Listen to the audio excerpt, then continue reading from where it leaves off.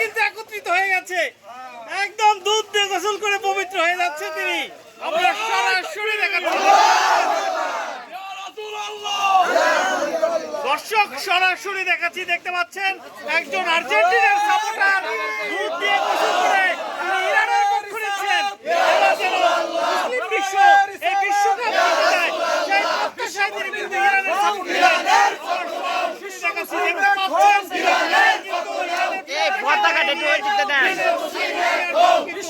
বিশাল আয়োজন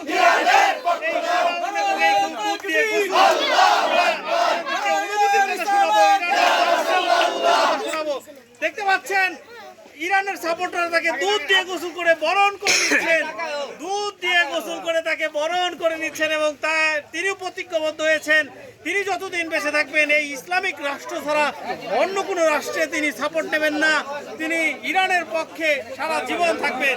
আমরা একটু তার কথা শুনি।